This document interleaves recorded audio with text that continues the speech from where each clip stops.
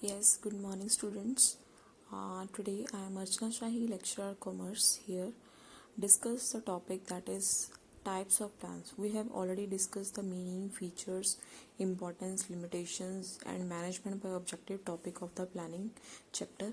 Now we are going to discuss the various short notes which are important for the board exam purpose also. First is the types of plans. There are two types of plans. First is the standing plans and second is a single use plans. As a standing plans, it means that are those plans which remain roughly the same for the long period of time and are used in those situations where the organizational situations occur repeatedly. It includes goals, objectives, policies, rules, methods and strategies. ਇਸ ਦਾ ਮਤਲਬ ਰਾਜੇ ਇਹ ਹੁੰਦਾ ਹੈ ਕਿ ਜਿਹੜੇ ਆਪਾਂ ਕਹਾਂਗੇ ਕਿ ਜਿਹੜੇ ਲੌਂਗ ਪੀਰੀਅਡ ਆਫ ਟਾਈਮ ਦੇ ਲਈ ਆਪਾਂ ਬਣਾਉਂਦੇ ਹਾਂ ਉਹਨਾਂ ਨੂੰ ਅਸੀਂ ਕੀ ਕਹਿ ਦਿੰਦੇ ਹਾਂ ਸਟੈਂਡਿੰਗ ਪਲਾਨਸ ਕਹਿ ਦਿੰਦੇ ਹਾਂ, ਠੀਕ ਹੈ। ਐਂਡ ਜਿਹੜੇ ਉਹ ਸਟੈਂਡਿੰਗ ਪਲਾਨਸ ਉਹ ਪਲਾਨਸ ਹੁੰਦੇ ਨੇ ਜਿਹੜੇ ਬੇਸਿਕਲੀ ਸੇਮ ਸਿਚੁਏਸ਼ਨਸ ਜਿਹੜੀਆਂ ਅਕਰ ਕਰਦੀਆਂ ਨੇ ਉਹਨਾਂ ਵਿੱਚ ਯੂਜ਼ ਕੀਤੇ ਜਾਂਦੇ ਨੇ, ਠੀਕ ਹੈ। ਜਿਵੇਂ ਆਪਣੀ ਆਬਜੈਕਟਿਵ ਹੋ ਗਏ, ਠੀਕ ਹੈ, ਪੋਲਿਸੀਜ਼ ਹੋ ਗਏ, ਗੋਲਸ ਹੋ ਗਏ, ਰੂਲਸ ਹੋ ਗਏ, ਮੈਥਡਸ ਹੋ ਗਏ, ਸਟ੍ਰੈਟਜੀਜ਼ ਹੋ ਗਏ, ਠੀਕ ਹੈ। ਇਹ ਸਾਰੇ ਦੇ ਸਾਰੇ ਆਪਣੇ ਸਟੈਂਡਿੰਗ ਪਲਾਨਸ ਦੇ ਐਗਜ਼ਾਮਪਲ ਹੈ। ਐਂਡ ਉਸ ਤੋਂ ਬਾਅਦ ਸਿੰਗਲ ਯੂਜ਼ ਪਲਾਨਸ ਕਿਹੜੇ ਹੁੰਦੇ ਨੇ ਜਿਹੜੇ ਬੇਸਿਕਲੀ ਕਿਸੇ ਨਾ ਕਿਸੇ ਯੂਨੀਕ ਸਿਚੁਏਸ਼ਨ 'ਤੇ ਫੋਕਸ ਕਰਦੇ ਨੇ, ਠੀਕ ਹੈ। ਜਿਹੜੇ ਆਪਾਂ ਕਹਾਂਗੇ ਸ਼ਾਰਟ ਪੀਰੀਅਡ ਆਫ ਟਾਈਮ ਦੇ ਲਈ ਬਣਾਏ ਜਾਂਦੇ ਨੇ and just only one time occur ਕਰਦੇ ਨੇ। These are known as a single use plans, ਠੀਕ ਹੈ। ਜਿਵੇਂ ਆਪਾਂ ਕਹਿ ਸਕਦੇ ਹਾਂ ਕਿ ਇਸ ਤਰ੍ਹਾਂ ਦੇ plans which cannot B used again and again and it includes also the examples ਜਿਹੜੀਆਂ ਹੈਗੀਆਂ ਨੇ ਰਜੇ ਪ੍ਰੋਗਰਾਮਸ ਹੋ ਗਏ, ਬਜਟਸ ਹੋ ਗਏ ਐਂਡ ਪ੍ਰੋਜੈਕਟਸ ਹੋ ਗਏ। These are the single use plans. ਇਹਦਾ ਮਤਲਬ ਇਹ ਹੁੰਦਾ ਹੈ ਕਿ ਇਸ ਤਰ੍ਹਾਂ ਦੇ ਜਿਹੜੇ ਪਲਾਨਸ ਹੋਣਗੇ ਵਨ ਟਾਈਮ ਬਣਾਏ ਜਾਣਗੇ ਐਂਡ ਫੋਕਸ ਵੀ ਇਹੀ ਵਨ ਹੀ ਪਰਪਸ 'ਤੇ ਕਰਨਗੇ। ਜਦੋਂ ਇੱਕ ਵਾਰੀ ਪਰਪਸ ਆਪਣਾ ਪ੍ਰੋਜੈਕਟ ਪੂਰਾ ਹੋ ਗਿਆ ਦੈਨ ਉਹ ਜਿਹੜੇ ਪਲਾਨਸ ਹੋਣਗੇ ਆਪਣੇ ਅਬੋਲਿਸ਼ ਮਤਲਬ ਖਤਮ ਹੋ ਜਾਂਦੇ ਨੇ। ਐਂਡ ਆਪਾਂ ਡਿਫਰੈਂਸ ਪੜ੍ਹ ਲੈਂਦੇ ਹਾਂ। ਡਿਫਰੈਂਸ ਦੇ ਵਿੱਚ ਸਿੰਗਲ ਅਤੇ ਸਟੈਂਡਿੰਗ ਯੂਜ਼ ਦੇ ਵਿੱਚ ਇਹੀ ਡਿਫਰੈਂਸ ਹੈ। ਇਹਦੇ ਆਬਜੈਕਟਿਵਸ ਹੋ ਗਏ, ਪਲਾਨਸ ਹੋ ਗਏ, ਪੋਲਿਸੀਜ਼ ਹੋ ਗਏ, ਰੂਲਸ ਹੋ ਗਏ, ਮੈਥਡਸ ਹੋ ਗਏ, ਸਟ੍ਰੈਟਜੀਜ਼ ਇਹਦੀ ਐਗਜ਼ਾਮਪਲਸ ਨੇ। ਇਹਦੇ ਐਗਜ਼ਾਮਪਲਸ ਹੈਗੀਆਂ ਨੇ programs, projects and budgets. And standing ਜਿਹੜੇ ਪਲਾਨਸ ਹੁੰਦੇ ਰੈਪੀਟੇਟਿਵ ਨੇਚਰ ਦੇ ਹੁੰਦੇ ਨੇ, ਇਹਨਾਂ ਨੂੰ ਆਪਾਂ ਅਗੇਨ ਐਂਡ ਅਗੇਨ ਯੂਜ਼ ਕਰ ਸਕਦੇ ਹਾਂ। ਬਟ ਜਿਹੜੇ ਆਪਣੇ ਸਿੰਗਲ ਯੂਜ਼ ਪਲਾਨਸ ਹੁੰਦੇ ਨੇ ਉਹ ਸਪੈਸੀਫਿਕ ਨੇਚਰ ਦੇ ਹੁੰਦੇ ਨੇ, ਕਿਸੇ ਸਪੈਸੀਫਿਕ ਪਰਪਸ ਨੂੰ ਪੂਰਾ ਕਰਨ ਲਈ ਬਣਾਏ ਜਾਂਦੇ ਨੇ ਐਂਡ ਉਹਨਾਂ ਨੂੰ ਆਪਾਂ ਵਨਸ ਹੀ ਬਣਾਉਂਦੇ ਹਾਂ ਅਤੇ ਵਨਸ ਪਰਪਸ ਜਦੋਂ ਸਾਡਾ ਕੰਪਲੀਟ ਹੋ ਗਿਆ ਉਸ ਤੋਂ ਬਾਅਦ ਅਸੀਂ ਯੂਜ਼ ਨਹੀਂ ਕਰਾਂਗੇ ਅਤੇ ਪਰਟੀਕੂਲਰ ਪਰਪਸ ਨੂੰ ਪੂਰਾ ਕਰਨ ਲਈ ਹੀ ਬਣਾਏ ਜਾਣਗੇ। ਐਂਡ ਜਿਹੜੇ ਰੈਕਰਿੰਗ ਮਤਲਬ ਕੰਟੀਨਿਊਸਲੀ ਜਿਹੜੀ ਆਪਣੀ ਸਿਚੁਏਸ਼ਨਸ ਹੁੰਦੀਆਂ ਨੇ ਜਿਹੜੀ ਬਾਰ-ਬਾਰ ਮਤਲਬ ਅਕਰ ਕਰ ਰਹੀਆਂ ਨੇ ਉਹਨਾਂ ਨੂੰ ਮੀਟ ਕਰਨ ਦੇ ਲਈ ਬਣਾਏ ਜਾਂਦੇ ਨੇ। ਸਿੰਗਲ ਯੂਜ਼ ਪਲਾਨਸ ਕਿਹੜੇ ਹੁੰਦੇ ਨੇ ਜਿਹੜੇ ਕਿਸੇ ਨਾ ਕਿਸੇ ਪਰਟੀਕੂਲਰ ਸਿਚੁਏਸ਼ਨ ਨੂੰ ਪੂਰਾ ਕਰਨ ਦੇ ਲਈ ਜਾਂ ਫੇਸ ਕਰਨ ਦੇ ਲਈ ਬਣਾਏ ਜਾਣਗੇ, ਠੀਕ ਹੈ। ਇਸ ਤਰ੍ਹਾਂ ਦੇ ਜਿਹੜੇ ਪਲਾਨਸ ਹੁੰਦੇ ਨੇ ਉਹ ਯੂਨਿਟੀ ਲੈ ਕੇ ਆਉਂਦੇ ਨੇ ਆਰਗੇਨਾਈਜੇਸ਼ਨ ਦੇ ਵਿੱਚ ਅਤੇ ਯੂਨੀਫਾਰਮਿਟੀ ਲੈ ਕੇ ਆਉਣਗੇ। ਐਂਡ ਜਿਹੜੇ ਇਸ ਤਰ੍ਹਾਂ ਦੇ ਪਲਾਨਸ ਹੁੰਦੇ ਨੇ ਸਿੰਗਲ ਯੂਜ਼ ਪਲਾਨਸ ਉਹ ਕਿਸੇ ਨਾ ਕਿਸੇ ਸਪੈਸੀਫਿਕ ਪਰਪਸ ਨੂੰ ਪੂਰਾ ਕਰਨ ਦੇ ਲਈ ਹੀ ਬਣਾਏ ਜਾਂਦੇ ਨੇ as we have already discuss in the meaning also. ਹੁਣ ਆ ਜਾਂਦਾ ਹੈ ਜੀ ਨੈਕਸਟ ਟੋਪਿਕ ਬੇਸਿਕਲੀ ਗੋਲਸ ਕੀ ਹੁੰਦੇ ਨੇ, ਠੀਕ ਹੈ। ਹੁਣ ਆਪਾਂ ਇਹ ਜਿਹੜੇ ਆਪਣੇ ਸਿੰਗਲ ਯੂਜ਼ ਪਲਾਨਸ ਹੋ ਗਏ, ਜਸਟ ਸਟੈਂਡਿੰਗ ਪਲਾਨਸ ਹੋ ਗਏ, ਇਹਨਾਂ ਦੇ ਅੱਗੇ ਫਰਦਰ ਜਿਹੜੇ ਟਾਈਪਸ ਦਿੱਤੀਆਂ ਹੋਈਆਂ ਨੇ ਜਾਂ ਐਗਜ਼ਾਮਪਲਸ ਨੇ ਇਹਨਾਂ ਨੂੰ ਅੱਗੇ ਫਰਦਰ ਆਪਾਂ ਡਿਫਾਈਨ ਕਰਾਂਗੇ। ਸਭ ਤੋਂ ਪਹਿਲਾਂ ਆ ਜਾਂਦਾ ਹੈ ਗੋਲਸ ਕੀ ਹੁੰਦੇ ਨੇ, ਠੀਕ ਹੈ। ਗੋਲਸ ਕੀ ਹੁੰਦੇ ਨੇ ਜੀ, ਇਹ ਬੇਸਿਕਲੀ ਆਪਣੇ ਐਂਡ ਰਿਜ਼ਲਟਸ ਹੁੰਦੇ ਨੇ, ਠੀਕ ਹੈ, ਜਿਨ੍ਹਾਂ ਦੇ ਵਿੱਚ ਕੀ ਹੁੰਦਾ ਕਿ ਪੂਰੀ ਦੀ ਪੂਰੀ ਜਿਹੜੀ ਆਰਗੇਨਾਈਜੇਸ਼ਨ ਹੁੰਦੀ ਹੈ, ਠੀਕ ਹੈ, ਉਹਦੇ ਐਫਰਟਸ ਜਿਹੜੇ ਹੋਣਗੇ ਲਗਾ ਦਿੱਤੇ ਜਾਣਗੇ ਤਾਂ ਕਿ ਅਸੀਂ ਉਹਨਾਂ ਦੇ ਓਬਜੈਕਟਿਵਸ ਨੂੰ ਪੂਰਾ ਕਰ ਸਕੀਏ। ਗੋਲਸ ਨੂੰ ਆਪਾਂ ਲਕਸ਼ਯ ਵੀ ਕਹਿ ਸਕਦੇ ਹਾਂ, ਠੀਕ ਹੈ। ਲਕਸ਼ਯ ਮਤਲਬ ਜਿਹੜੇ ਸਾਡੇ ਐਂਡ ਰਿਜ਼ਲਟਸ ਹੋਣਗੇ, ਠੀਕ ਹੈ। These are the known as a goals, ਠੀਕ ਹੈ। ਐਂਡ ਆਪਾਂ ਇਹ ਕਹਾਂਗੇ ਕਿ ਜਿਹੜੇ ਗੋਲਸ ਹੋਣਗੇ ਬੇਸਿਕਲੀ ਲੌਂਗ ਪੀਰੀਅਡ ਵਾਸਤੇ ਬਣਾਏ ਜਾਂਦੇ ਨੇ, ਠੀਕ ਹੈ।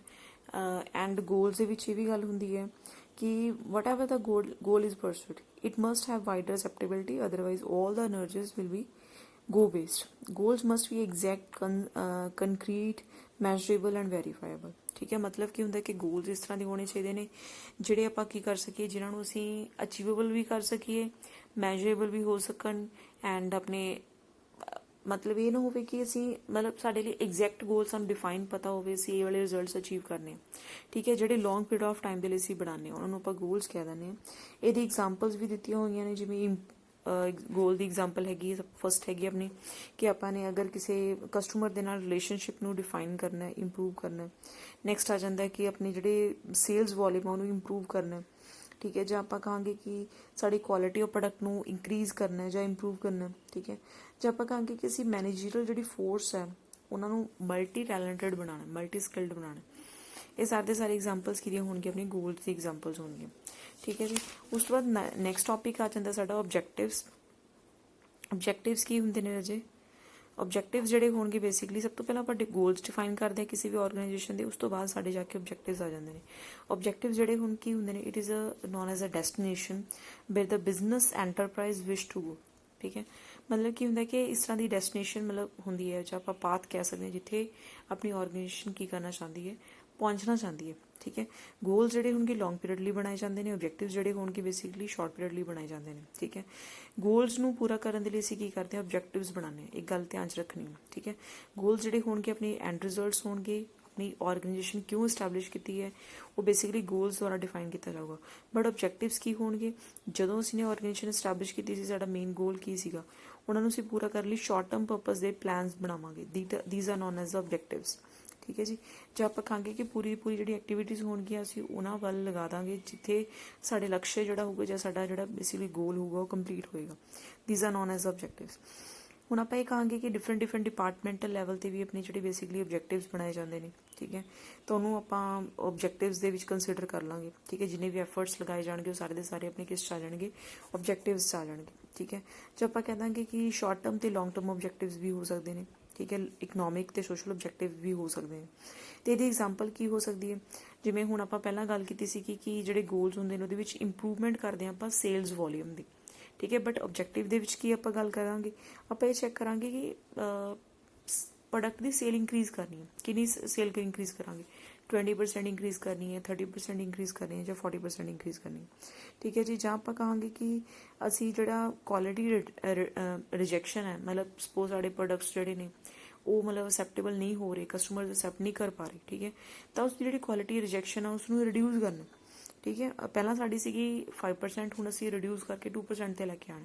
ਤਾਂ ਇਹ ਵੀ ਸਾਡੀ ਐਗਜ਼ਾਮਪਲ ਹੋ ਸਕਦੀ ਹੈ ਆਬਜੈਕਟਿਵ ਦੀ। ਮਤਲਬ ਕੀ ਹੁੰਦਾ ਕਿ ਜਿਹੜੇ ਸਾਡੇ ਗੋਲਸ ਹੁੰਦੇ ਨੇ ਉਹ ਫਾਈਨਲ ਰਿਜ਼ਲਟਸ ਹੋਣਗੇ, ਆਬਜੈਕਟਿਵਸ ਉਹਨਾਂ ਨੂੰ ਪੂਰਾ ਕਰਨ ਦਾ ਇੱਕ ਤਰ੍ਹਾਂ ਦਾ ਐਕਟੀਵਿਟੀਜ਼ ਹੁੰਦੀਆਂ ਨੇ ਜਿਹੜੇ ਅਸੀਂ ਬੇਸਿਕਲੀ ਗੋਲਸ ਨੂੰ ਪੂਰਾ ਕਰਨ ਦੀ ਲਗਾ ਦਾਂਗੇ। ਠੀਕ ਹੈ, ਉਸ ਤੋਂ ਬਾਅਦ ਨੈਕਸਟ ਟੌਪਿਕ ਆ ਜਾਂਦਾ ਹੈ ਫੀਚਰਸ ਤੇ ਆਪਣੀ ਕੈਰੈਕਟਰਿਸਟਿਕਸ ਕੀ ਹੁੰਦੇ ਨੇ ਆਬਜੈਕਟਿਵਸ ਦੇ। ਫੀਚਰਸ ਕੀ ਹੋਣਗੇ ਆਬਜੈਕਟਿਵਸ ਦੇ? ਸਭ ਤੋਂ ਪਹਿਲਾਂ ਆ ਜਾਏਗਾ ਕਿ ਜਿਹੜੇ ਆਬਜੈਕਟਿਵਸ ਹੁੰਦੇ ਨੇ ਇੱਕ ਹਰਾਰਿਕਲ ਪੈਟਰਨ ਦੇ ਵਿੱਚ ਹੁੰਦੇ ਨੇ। ਠੀਕ ਹੈ, ਜਿਵੇਂ ਜਿਵੇਂ ਆਪਣੇ ਡਿਪਾਰਟਮੈਂਟਲ ਲੈਵਲ 'ਤੇ ਆਬਜੈਕਟਿਵ ਜਿਹੜੇ ਸੈੱਟ ਕੀਤੇ ਜਾਂਦੇ ਨੇ ਉਸੇ ਅਕੋਰਡਿੰਗਲੀ ਸਾਨੂੰ ਜਿਹੜੇ ਹੁੰਦੇ ਨੇ ਆਪਣੀ ਐਕਟੀਵਿਟੀਜ਼ ਜਿਹੜੀ ਹੋਣਗੇ ਪਰਫੋਰਮ ਕਰਨੀਆਂ ਪੈਣਗੀਆਂ। ਠੀਕ ਹੈ, ਡਿਫਰੈਂਟ ਡਿਪਾਰਟਮੈਂਟਲ ਲੈਵਲ ਦੇ ਆਪਣੇ ਆਬਜੈਕਟਿਵਸ ਹੁੰਦੇ ਨੇ ਐਜ਼ ਵੀ ਆਲ ਨੋ। ਠੀਕ ਹੈ, ਆਪਾਂ ਡਿਸਕਸ ਵੀ ਕੀਤਾ ਕਿ ਓਵਰਆਲ ਤੇ ਆਰਗੇਨਾਈਜੇਸ਼ਨਲ ਆਬਜੈਕਟਿਵਸ ਹੁੰਦੇ ਨੇ, ਸ਼ਾਰਟ ਟਰਮ ਤੇ ਲੌਂਗ ਟਰਮ ਆਬਜੈਕਟਿਵ ਹੁੰਦੇ ਨੇ, ਇਕਨੋਮਿਕ ਤੇ ਸੋਸ਼ਲ ਆਬਜੈਕਟਿਵ ਹੁੰਦੇ ਨੇ। ਠੀਕ ਹੈ ਜੀ। ਤਾਂ ਇਸ ਲਈ ਕਿਹਾ ਜਾਂਦਾ ਹੈ ਕਿ ਪ੍ਰੋਪਰ ਹਾਇਰਾਰਕੀ ਜਾਂ ਸੀਰੀਅਲ ਜਿਹੜਾ ਪੈਟਰਨ ਹੋਏਗਾ ਉਹਨੂੰ ਫੋਲੋ ਕਰਨਾ ਪਏਗਾ। ਫੀਚਰ ਹੀ ਇਹਦੀ। ਸੈਕਿੰਡ ਕੀ ਹੁੰਦਾ ਕਿ ਹਰ ਇੱਕ ਡਿਪਾਰਟਮੈਂਟ ਦਾ ਆਪਣਾ ਆਬਜੈਕਟਿਵ ਹੁੰਦਾ। ਠੀਕ ਹੈ ਜੀ। ਐਂਡ ਹੋ ਸਕਦਾ ਹੈ ਕਿ ਇੱਕ ਡਿਪਾਰਟਮੈਂਟ ਦੇ ਨੰਬਰ ਆਫ ਆਬਜੈਕਟਿਵਸ ਹੋਣ। ਠੀਕ ਹੈ, ਐਂਡ ਪਲੂਰਲਿਟੀ ਦਾ ਮਤਲਬ ਹੁੰਦਾ ਨੰਬਰ ਆਫ ਆਬਜੈਕਟਿਵਸ। ਠੀਕ ਹੈ ਜੀ।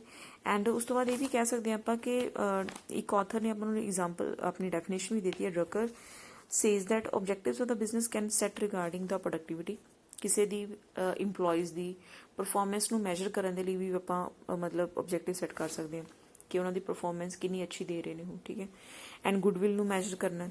ਦੈਨ ਇਨੋਵੇਸ਼ਨ ਦੇਖਣੀ ਕਿੰਨੀ ਹੋ ਰਹੀ ਹੈ ਆਪਣੀ ਆਰਗੇਨਾਈਜੇਸ਼ਨ ਦੇ ਵਿੱਚ, ਪ੍ਰੋਫਿਟੇਬਿਲਿਟੀ ਕੀ ਹੈ, ਫਿਜ਼ੀਕਲ ਤੇ ਫਾਈਨੈਂਸ਼ੀਅਲ ਸੋਰਸਿਸ ਕਿੱਦਾਂ ਯੂਜ਼ ਕੀਤੇ ਜਾ ਰਹੇ ਨੇ, ਐਂਡ ਹੈਲਦੀ ਇੰਪਲੋਈਜ਼ ਕਿੰਨੇ ਆਪਣੀ ਆਰਗੇਨਾਈਜੇਸ਼ਨ ਦੇ ਵਿੱਚ, ਹੈਲਦੀ ਇੰਪਲੋਇਰ ਇੰਪਲੋਈ ਰਿਲੇਸ਼ਨਸ ਕਿੰਨੇ ਨੇ, ਕਾਸਟ ਰਿਡਿਊਸ ਕਿੰਨੀ ਕੀਤੀ ਜਾ ਰਹੀ ਹੈ, social responsibility. These are the basically objectives that can be set for the departmental level. ਠੀਕ ਹੈ, ਇਸ ਤਰ੍ਹਾਂ ਦੇ ਆਬਜੈਕਟਿਵ ਜਿਹੜੇ ਹੁੰਦੇ ਨੇ ਆਪਣੇ ਡਿਪਾਰਟਮੈਂਟਲ ਲੈਵਲ ਤੇ ਸੈੱਟ ਕੀਤੇ ਜਾਂਦੇ ਨੇ। ਐਂਡ ਜਿਹੜੇ ਆਬਜੈਕਟਿਵਸ ਹੁੰਦੇ ਨੇ ਮੋਸਟਲੀ ਇੰਟਰ ਰਿਲੇਟਡ ਹੁੰਦੇ ਨੇ। ਇਹ ਨਹੀਂ ਹੋ ਸਕਦਾ ਕਿ ਕੈਸ਼ ਡਿਪਾਰਟਮੈਂਟ ਦਾ ਜਿਹੜਾ ਆਬਜੈਕਟਿਵ ਹੋਏਗਾ ਉਹ ਸੇਲਸ ਡਿਪਾਰਟਮੈਂਟ ਦੇ ਨਾਲੋਂ ਅਲੱਗ ਹੋਏਗਾ। ਠੀਕ ਹੈ, ਅਗਰ ਕੈਸ਼ ਡਿਪਾਰਟਮੈਂਟ ਦਾ ਮੇਨ ਆਬਜੈਕਟਿਵ ਹੈ ਕਿ ਅਸੀਂ ਕਾਸਟ ਰਿਡਿਊਸ ਕਰਨੀ ਹੈ, ਖਰਚਾ ਅਸੀਂ ਘੱਟ ਤੋਂ ਘੱਟ ਕਰਨਾ ਹੈ, ਤਾਂ ਸੇਲਸ ਡਿਪਾਰਟਮੈਂਟ ਦਾ ਮੇਨ ਫੋਕਸ ਇਹ ਹੋਏਗਾ ਕਿ ਅਸੀਂ ਜਿਹੜੇ ਪ੍ਰੋਡਕਟਸ ਬਾਹਰ ਸੇਲ ਕਰਨੇ ਆ। ਠੀਕ ਹੈ, ਸਾਡੀ ਸੇਲਸ ਵੋਲਿਊਮ ਨੂੰ ਅਸੀਂ ਕਿੱਦਾਂ ਇੰਕਰੀਜ਼ ਕਰ ਸਕਦੇ ਹਾਂ। ਠੀਕ ਹੈ, ਤਾਂ ਮਤਲਬ ਕੀ ਹੋਏਗਾ ਕਿ ਇੱਕ ਸਾਈਡ ਤੋਂ ਸਾਨੂੰ ਜਿਹੜੀ ਕੈਸ਼ ਰਿਸੀਵ ਹੋ ਰਿਹਾ, ਠੀਕ ਹੈ, ਦੂਸਰੀ ਸਾਈਡ ਤੋਂ ਜਿਹੜੀ ਅਸੀਂ ਕਾਸਟ ਨੂੰ ਰਿਡਿਊਸ ਕਰਨ ਦੀ ਕੋਸ਼ਿਸ਼ ਕਰ ਰਹੇ, ਤਾਂ ਮਤਲਬ ਕੀ ਹੋਏਗਾ ਕਿ ਸਾਡੇ ਜਿਹੜੇ ਆਬਜੈਕਟਿਵਸ ਹੋਣਗੇ ਇੰਟਰ ਰਿਲੇਟਡ ਹੋਣਗੇ। ਠੀਕ ਹੈ, ਨੈਕਸਟ ਆ ਜਾਂਦਾ ਹੈ ਕੌਨਸਟੈਂਟ ਰਿਵਿਊ ਦੀ ਵੀ ਬਹੁਤ ਲੋੜ ਹੁੰਦੀ ਹੈ ਜਦੋਂ ਅਸੀਂ ਆਬਜੈਕਟਿਵਸ ਜਿਹੜੇ ਹੁੰਦੇ ਸੈੱਟ ਕਰਦੇ ਹਾਂ। ਤਾਂ ਮਤਲਬ ਕੀ ਹੁੰਦਾ ਰਾਜੇ इसका मतलब होंगे कि जो ऑब्जैक्टिव होंगे रियलिस्टिक होने चाहिए जिन्होंने असीं अचीव कर सकी। ये ना हो कि असीं इस तरह का ऑब्जैक्टिव सैट कर लिया, जिवें सपोज मैं साड़ी जी शॉर्ट टर्म एक ऑर्गेनाइजेशन स्टैबलिश की सी, ठीक है, एंड उस ऑब्जैक्टिव जी ऑर्गेनाइजेशन की वो प्रॉफिट जोड़े थे अप्रोक्सीमेटली लैक्स के सीगे। सपोज 10 लाख ऑब्जैक्टिव प्रॉफिट सीगा एक ऑर्गेनाइजेशन का शॉर्ट टर्म ऑब्जैक्टिव, बट असी ने प्लैनिंग की थी कि इस ऑर्गेनाइजेशन द्वारा, ठीक है, नैक्सट ईयर जाके अप्रोक्सीमेटली करोड्स के जो प्रॉफिट ने वो कमाए जाएंगे। Is it possible for the short term organization जी 10 लाख के प्रॉफिट कमा रही है कि वो आने वाले टाइम के नैक्सट ईयर कमिंग ईयर के जाके करोड्स के प्रॉफिट कमा सकती, नहीं कमा सकती। मतलब इस तरह के प्रॉफिट्स ऑब्जैक्टिव्स असीं सैट करांगे जिहड़े रियलिस्टिक होणगे, जिन्होंने असीं अचीव कर सकीए। ऑब्जैक्टिव जोड़े होंगे ने लॉन्ग टर्म तो शॉर्ट टर्म होंगे, दोनों ही ऑब्जैक्टिव्स आपां सैट करते हैं, बट इन्ना ध्यान रखना है कि दोनों जोड़े ऑब्जैक्टिव्स होंगे कॉम्पलीमेंटरी तो सप्लीमेंटरी होंगे। कॉम्पलीमेंटरी तो सप्लीमेंटरी का मतलब की होंगे कि अगर असीं लॉन्ग टर्म ऑब्जैक्टिव सैट किए हैं तो जो शॉर्ट टर्म ऑब्जैक्टिव्स होंगे लॉन्ग टर्म ऑब्जैक्टिव्स नूं पूरा करने के लिए हैल्पफुल होंगे, ठीक है जी। एंड नैक्सट आ जाता है चैलेंजिंग होने चाहिए ने ऑब्जैक्टिव्स एंड अचीवेबल होने चाहिए ने। मतलब ये ना हो कि कोई इस तरह के ऑब्जैक्टिव सैट कर दिए जो इंपलॉयज़ जो उन्होंने बोर्डम फील करन, ठीक है, उन्होंने मतलब टास्क करना एफर्ट्स करने उन्होंने अच्छे ना लगन, ठीक है, बोर्डम मोनोटनी आ जाए। इस तरह के ऑब्जैक्टिव्स नहीं सैट करने, अपने चैलेंजिंग होने चाहिए ने, अचीवेबल होने चाहिए ने, तो स्ट्रेंथ ते वीकनेसिस जोड़े होंगे बिजनेस एंटरप्राइजेस की वो भी असीं ध्यान च रखांगे जो भी असीं ऑब्जैक्टिव जोड़े होंगे सैट करांगे। फ्लैक्सीबल नेचर के होने चाहिए ने, जिमें जिमें सरकमस्टांसिस चेंज हो रहे हैं, ठीक है जी, उसके अकॉर्डिंगली असीं की करांगे उन्होंने चेंज कर सकीए, उन्होंने थोड़ी बहुत चेंजिस लेके आ सकीए। पार्टिसिपेशन ऑफ इंपलॉयज़ होनी चाहिए, मतलब सारे इंपलॉयज़ असीं पार्टिसिपेट करावांगे, दैन ही जाके ऑब्जैक्टिव जोड़े होंगे फ्रेम करांगे, as we have discussed in the MBO topic also. And उस तो बाद आ जाता जी रिजल्ट ओरीएंटेड होने चाहिए, नॉट द एक्टिविटी ओरीएंटेड। मतलब असी फोकस साडा ये होना चाहिए कि असी रिजल्ट कितना अचीव करना है, ना ही साडा ये फोकस होना चाहिए कि जस्ट ए वाली एक्टिविटीज असी परफॉर्म करनियां ने, ठीक है जी। जस्ट साडा मेन फोकस यही होगा कि असी गोल्स अचीव करने जो लॉन्ग टर्म ने, ठीक है, तो गोल्स नूं अचीव करने का ऑब्जैक्टिव की ने एक पाथ होंगे ने, ठीक है। So these are the features that has to be covered under the topic that is objectives. Next आ जाता है importance and advantages of the objective. Importance के फस्ट पॉइंट आ जाता है लैक्टिमेसी। लैक्टिमेसी का मतलब की होंगे कि किसी भी ऑब्जैक्टिव का मेन मिशन ऑब्जैक्टिव जोड़े होंगे ने बेसिकली क्यों बनाए जाते हैं, ताकि साडा जो गोल है, ठीक है, मिशन है, ठीक है, ये मैं ऑर्गेनाइजेशन उन्होंने पूरा किया जा सके। एंड ऑर्गेनाइजेशनल ऑब्जैक्टिव्स जोड़े होंगे ने, एक्टिविटीज जोड़ी होंगे ने बेसिकली की करदियां ने आपां नूं कोई ना कोई पर्पस प्रोवाइड करदियां ने ते मीनिंग दिंदियां ने ऑर्गेनाइजेशन, ठीक है। तो ऑब्जैक्टिव्स की करते हैं जी, एक तरह के रैफरेंस पॉइंट्स होंगे ने, मतलब उन्होंने पूरा करने का एक जरिया बन जाते हैं जो ऑब्जैक्टिव्स होंगे, ठीक है। इसलिए आप कहेंगे this is covered under the first point that is legitimacy. Next आ जाता यूनीफाइड प्लैनिंग। यूनीफाइड प्लैनिंग का मतलब की होंगे कि जो भी ऑब्जैक्टिव सैट किए जाते हैं तो साडा मेन फोकस प्री रिक्विजिट साडे यही होने चाहिए ने कि असीं इफैक्टिव पॉलिसीज बनाइए, स्ट्रैटेजीज बनाइए, प्रोसीजर्स बनाइए, रूल्स बनाइए तो मैथड्स बनाइए, ठीक है जी, ताकि जोड़े ऑर्गेनाइजेशनल ऑब्जैक्टिव्स ने उही साडे बेसिकली मतलब एक तरह के की होंगे ने किसी भी साउंड प्लैनिंग वास्ते। अगर असीं सारे के सारे प्लैनस इस तरीके नाल बनावांगे ताकि साडे जोड़े ऑब्जैक्टिव्स ने ऑर्गेनाइजेशन के उन्होंने असीं पूरा कर सकीए, that is known as a unified planning. Unified planning का मतलब होंगे कि असीं यूनिटी फॉर्म के प्लैनिंग बनावांगे, कंटीन्यूटी फॉर्म च बनावांगे, यूनीफॉर्म मैनर्स बनावांगे, ताकि साडे जोड़े ऑब्जैक्टिव्स ने ईजली अचीव हो सकन, साडा जोड़ा मिशन है उन्होंने अचीव कर सकीए।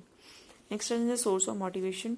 सोर्स ऑफ मोटिवेशन के यही दसिया जाता है कि जो ऑब्जैक्टिव्स होंगे बेसिकली साडे और किसी भी जॉब नूं परफॉर्म करने दे पर्पस पूरा करने के लिए बनाए जाते हैं, ठीक है जी। जो आप कहेंगे कि जो ऑब्जैक्टिव्स होंगे ने साडे गुड मोटिवेट के तौर पर भी काम करते हैं। क्यों होंगे ने जी, क्योंकि because they make it easier for a member to relate the accomplishment of his personal goals to the work of the organisation. कहते अगर तुम इफैक्टिव ऑब्जैक्टिव्स अचीव करते हो, मतलब तुम ऑब्जैक्टिव्स नूं अचीव कर चुके हो, ठीक है, एंड तुसीं जिहड़े इंपलॉयज़ होणगे वो अपनी परफॉर्मेंस नूं रिलेट करना शुरू कर देणगे किहदे नाल, वर्क ऑफ द ऑर्गेनाइजेशन दे नाल, ठीक है। जिहड़े ऑब्जैक्टिव्स होणगे ऑर्गेनाइजेशन दे उन्हां दे नाल वो रिलेट करनगे, उन्हां नूं लगेगा कि अगर असी ऑर्गेनाइजेशन के ऑब्जैक्टिव पूरे कर लेने तो साढ़े परसनल जो इंटरस्ट ने वो भी पूरे हो जाएंगे। परसनल इंटरस्ट के आ जाता है, उन्होंने बोनस भी मिलेगा, उन्हें सैलरीज हाइक हो जाएगी, ठीक है। These are the personal interest. ਜੇ ਆਪਾਂ ਕਹਾਂਗੇ he knows the purpose for which the job has been assign to him, ਕਿਉਂਕਿ ਉਹਨਾਂ ਨੂੰ ਪਤਾ ਹੁੰਦਾ ਹੈ ਕਿ ਉਹਨਾਂ ਨੂੰ ਜੌਬ ਕਿਉਂ ਅਸਾਈਨ ਕੀਤੀ ਗਈ ਹੈ, ਉਹਦੀ ਪਰਫਾਰਮੈਂਸ ਜਿਹੜੀ ਹੋਏਗੀ ਬੇਸਿਕਲੀ ਜੌਬ ਦੇ ਨਾਲ ਲਿੰਕ ਕੀਤੀ ਜਾਏਗੀ। ਸੋ ਅਗਰ ਆਬਜੈਕਟਿਵ ਇਫੈਕਟਿਵਲੀ ਅਚੀਵ ਕੀਤੇ ਜਾਣਗੇ ਐਂਡ ਟਾਈਮਲੀ ਅਚੀਵ ਕੀਤੇ ਜਾਣਗੇ ਤਾਂ ਉਹਨਾਂ ਲਈ ਕੀ ਬਣ ਜਾਣਗੇ, ਉਹ ਸੋਰਸ ਆਫ ਮੋਟੀਵੇਸ਼ਨ ਬਣ ਜਾਣਗੇ। ਨੈਕਸਟ ਆ ਜਾਂਦਾ ਮੀਨਸ ਆਫ ਕੋਆਰਡੀਨੇਸ਼ਨ। ਜਿਹੜੇ ਆਰਗੇਨਾਈਜੇਸ਼ਨਲ ਆਬਜੈਕਟਿਵਸ ਹੁੰਦੇ ਨੇ ਬੇਸਿਕਲੀ ਉਹ ਐਸੈਂਸ਼ੀਅਲ ਬਣੇ ਜਾਂਦੇ ਨੇ ਕਾਹਦੇ ਵਾਸਤੇ, ਕੋਆਰਡੀਨੇਟ ਕਰਨ ਵਾਸਤੇ, ਠੀਕ ਹੈ ਜੀ, ਕਿਉਂਕਿ ਉਹ ਸਾਰੇ ਦੇ ਸਾਰੇ ਮੈਂਬਰਸ ਨੂੰ ਐਨਕਰੇਜ ਕਰਦੇ ਨੇ ਤਾਂ ਕਿ ਉਹ ਕੀ ਕਰ ਸਕਣ, ਇਕੱਠੇ ਰਹਿ ਕੇ ਕੰਮ ਕਰ ਸਕਣ, ਠੀਕ ਹੈ, ਇਨ ਦਾ ਸੇਮ ਡਾਇਰੈਕਸ਼ਨ। ਮਤਲਬ ਇਹ ਨਾ ਹੋਵੇ ਕਿ ਸਾਰੇ ਦੇ ਸਾਰੇ ਡਿਪਾਰਟਮੈਂਟਸ ਨੇ ਆਪਣੇ ਆਪਣੇ ਲੈਵਲ ਦੇ ਆਬਜੈਕਟਿਵਸ ਤਾਂ ਬਣਾਈ ਬੈਠੇ ਨੇ, ਬਟ ਸਾਡਾ ਜਿਹੜਾ ਕਾਮਨ ਗੋਲ ਹੈ ਬਿਜ਼ਨਸ ਦਾ ਉਹ ਕੀ ਹੈ ਜੀ, ਅਸੀਂ ਲੌਂਗ ਪੀਰੀਅਡ ਆਫ ਟਾਈਮ ਦੇ ਲਈ ਸਰਵਾਈਵ ਕਰਨਾ, ਠੀਕ ਹੈ। ਹੁਣ ਇਹ ਨਹੀਂ ਹੈਗਾ ਕਿ cash department just short period of time ਦੇ ਲਈ ਸੋਚੇਗਾ, ਸੇਲਸ ਡਿਪਾਰਟਮੈਂਟ 5 ਇਅਰਸ ਲਈ ਸੋਚੇਗਾ। ਸਾਰੇ ਡਿਪਾਰਟਮੈਂਟ ਜਿਹੜੇ ਹੋਣਗੇ ਆਪਣੇ ਮੇਨ ਫੋਕਸ ਜਿਹੜਾ ਗੋਲ ਹੋਏਗਾ ਉਹਨੂੰ ਫੋਕਸ ਕਰਨਗੇ, ਠੀਕ ਹੈ ਜੀ। ਤਾਂ ਕੋਆਰਡੀਨੇਸ਼ਨ ਦਾ ਕੰਮ ਵੀ ਸਾਡਾ ਕੌਣ ਕਰੇਗਾ, ਆਬਜੈਕਟਿਵ ਕਰੇਗਾ। ਨੈਕਸਟ ਆ ਜਾਂਦਾ ਬੇਸਿਸ ਆਫ ਕੰਟਰੋਲ। ਜਿਹੜੇ ਆਬਜੈਕਟਿਵਸ ਹੁੰਦੇ ਨੇ ਬੇਸਿਕਲੀ ਯਾਰਡ ਸਟਿਕਸ ਦੇ ਤੌਰ ਤੇ ਕੰਮ ਕਰਦੇ ਨੇ, ਮੈਜਰਿੰਗ ਟੂਲ ਦੇ ਤੌਰ ਤੇ ਕੰਮ ਕਰਨਗੇ, ਕਿਉਂਕਿ ਆਪਾਂ ਇਹ ਕਹਾਂਗੇ ਕਿ ਪਰਫਾਰਮੈਂਸ ਨੂੰ ਕੰਟਰੋਲ ਕਰਨ ਦਾ ਕੰਮ ਜਿਹੜਾ ਹੋਏਗਾ ਸਾਨੂੰ ਆਬਜੈਕਟਿਵਸ ਹੀ ਕਰਦੇ ਨੇ, ਠੀਕ ਹੈ। ਅਗਰ ਅਸੀਂ ਇੱਕ ਪ੍ਰੋਪਰ ਪਲੈਨਿੰਗ ਕੀਤੀ ਹੋਏਗੀ, ਪਲੈਨਿੰਗ ਦੇ ਥਰੂ ਅਸੀਂ ਆਬਜੈਕਟਿਵ ਸੈੱਟ ਕੀਤੇ ਹੋਣਗੇ ਤਾਂ ਅਸੀਂ ਇਹ ਚੈੱਕ ਕਰਾਂਗੇ ਕਿ ਕੀ ਅਸੀਂ ਅਕੋਰਡਿੰਗ ਟੂ ਪਲੈਨਿੰਗ ਆਬਜੈਕਟਿਵਸ ਪੂਰੇ ਕੀਤੇ ਨੇ ਜਾਂ ਨਹੀਂ ਕੀਤੇ, ਠੀਕ ਹੈ। ਤਾਂ ਅਸੀਂ ਮੈਚਿੰਗ ਕਰਾਂਗੇ ਆਪਣੇ ਪਲੈਨਿੰਗ ਦੇ ਨਾਲ, ਸਟੈਂਡਰਡਸ ਦੇ ਨਾਲ। ਅਗਰ ਕੋਈ ਡੈਵੀਏਸ਼ਨਸ ਆਉਂਦੇ ਤਾਂ ਉਹਨੂੰ ਫਾਈਂਡ ਆਊਟ ਕਰਨ ਦੀ ਕੋਸ਼ਿਸ਼ ਕਰਾਂਗੇ, ਤੇ ਇਸ ਲਈ ਮੰਨਿਆ ਜਾਂਦਾ ਕਿ ਬੇਸਿਸ ਆਫ ਕੰਟਰੋਲ ਹੁੰਦੇ ਨੇ। ਨੈਕਸਟ ਆ ਜਾਂਦਾ ਜੀ ਇਫੈਕਟਿਵ ਡੀਸੈਂਟਰਲਾਈਜੇਸ਼ਨ। ਆਬਜੈਕਟਿਵ ਜਿਹੜੇ ਹੁੰਦੇ ਨੇ ਇਸ ਤਰੀਕੇ ਨਾਲ ਅਚੀਵ ਕੀਤੇ ਜਾਂਦੇ ਨੇ ਤਾਂ ਕਿ ਆ ਜਿਹੜੇ ਮੈਨੇਜਮੈਂਟ ਲੈਵਲਸ ਹੁੰਦੇ ਆ, ਠੀਕ ਹੈ ਜੀ, ਉਹਨਾਂ ਨੂੰ ਡਿਫਰੈਂਟ ਲੈਵਲਸ ਦੀਆਂ ਜਿਹੜੀ ਰਿਸਪੌਂਸਿਬਿਲਿਟੀਜ਼ ਹੁੰਦੀਆਂ ਨੇ, ਅਥਾਰਟੀਜ਼ ਹੁੰਦੀਆਂ ਉਹਨਾਂ ਨੂੰ ਫਿਕਸ ਕੀਤਾ ਜਾ ਸਕੇ, ਤੇ ਪਾਵਰਸ ਹੋ ਗਈਆਂ ਰਿਸਪੌਂਸਿਬਿਲਿਟੀਜ਼ ਨੂੰ ਡੈਲੀਗੇਟ ਕੀਤਾ ਜਾ ਸਕੇ ਹਰ ਇੱਕ ਪੁਆਇੰਟ ਲੈਵਲ ਦੇ ਉੱਤੇ, ਠੀਕ ਹੈ ਜੀ, ਤਾਂ ਕਿ ਈਜ਼ੀਲੀ ਜਿਹੜੇ ਆਬਜੈਕਟਿਵਸ ਉਹਨਾਂ ਨੂੰ ਅਸੀਂ ਅਚੀਵ ਕਰ ਸਕੀਏ। ਜਿਸ ਦੇ ਨਾਲ ਕੀ ਹੁੰਦਾ ਹੈ ਕਿ ਇਫੈਕਟਿਵ ਡੀਸੈਂਟਰਲਾਈਜੇਸ਼ਨ ਹੋ ਜਾਂਦੀ ਹੈ ਅਥਾਰਟੀ ਦੀ। ਡੀਸੈਂਟਰਲਾਈਜੇਸ਼ਨ ਦਾ ਮਤਲਬ ਕੀ ਹੁੰਦਾ ਹੈ ਕਿ ਕੰਮ ਨੂੰ ਡਿਵਾਈਡ ਕਰਕੇ ਡਿਫਰੈਂਟ ਪਰਸਨਸ ਨੂੰ ਕੰਮ ਡਿਵਾਈਡ ਕਰਤਾ ਤੇ ਉਹਨਾਂ ਤੋਂ ਹੀ ਅਸੀਂ ਨੇ ਕੰਮ ਡਿਵਾਈਡ ਕਰਾ ਕੇ ਕੰਪਲੀਟ ਕਰਵਾ ਲਿਆ, ਕਿਉਂਕਿ ਇੱਕ ਪਰਸਨ ਕਦੇ ਵੀ ਬਿਜ਼ਨਸ ਨਹੀਂ ਚਲਾ ਸਕਦਾ, ਠੀਕ ਹੈ। ਤੁਹਾਨੂੰ ਨੰਬਰ ਆਫ ਪਰਸਨਸ ਦੀ ਲੋੜ ਪਏਗੀ, ਇੰਪਲੋਇਜ਼ ਦੀ ਲੋੜ ਪਏਗੀ, ਤਾਂ ਉਹ ਕੀ ਕਰੇਗਾ, ਆਪਣੀ ਰਿਸਪੌਂਸਿਬਿਲਿਟੀਜ਼ ਨੂੰ, ਆਪਣੇ ਪਾਰਟਸ ਨੂੰ ਅੱਗੇ ਫਰਦਰ ਡਿਵਾਈਡ ਕਰ ਦੇਗਾ ਕਿ ਤੁਸੀਂ ਇਹ ਕੰਮ ਕਰਨਾ ਹੈ, ਤੁਹਾਡਾ ਇੱਕ ਟਾਈਮ ਪੀਰੀਅਡ ਹੈ, ਤੁਸੀਂ ਇਹ ਸ਼ਡਿਊਲ ਦੇ ਵਿੱਚ ਕੰਮ ਕਰਕੇ ਮੈਨੂੰ ਪਰਫਾਰਮ ਕਰਕੇ ਦਿਖਾਣਾ। That is known as a decentralization, ਠੀਕ ਹੈ ਜੀ। ਤਾਂ ਆਬਜੈਕਟਿਵ ਸਾਡੇ ਕੀ ਕਰਦੇ ਨੇ, ਸਾਨੂੰ ਡੀਸੈਂਟਰਲਾਈਜੇਸ਼ਨ ਕਰਨ ਦੇ ਵਿੱਚ ਵੀ ਮਦਦ ਕਰਦੇ ਨੇ, ਹੈਲਪ ਕਰਦੇ ਨੇ। ਸੋ ਆਰਗੇਨਾਈਜੇਸ਼ਨਲ ਜਿਹੜੇ ਗੋਲਸ ਹੁੰਦੇ ਨੇ ਸਾਡੇ ਇੰਟਾਇਰ ਪ੍ਰੋਪਰ ਮੈਨੇਜਮੈਂਟ ਪ੍ਰੋਸੈਸ ਦੇ ਲਈ ਕੀ ਕਰਦੇ ਨੇ, ਸਾਨੂੰ ਇੱਕ ਤਰ੍ਹਾਂ ਦੀ ਫਾਊਂਡੇਸ਼ਨ ਪ੍ਰੋਵਾਈਡ ਕਰਦੇ ਨੇ ਕਿ ਅਸੀਂ ਪਲੈਨਿੰਗ ਕਿੱਦਾਂ ਕਰਨੀ ਹੈ, ਡਾਇਰੈਕਸ਼ਨ ਕਿੱਦਾਂ ਕਰਨੀ ਹੈ, ਮੋਟੀਵੇਸ਼ਨ ਕਿੱਦਾਂ ਕਰਨਾ ਹੈ ਇੰਪਲੋਇਜ਼ ਨੂੰ, ਐਜ਼ ਵੈਲ ਐਜ਼ ਅਸੀਂ ਕੰਟਰੋਲ ਕਿੱਦਾਂ ਕਰਨਾ। These are the advantage of the objectives.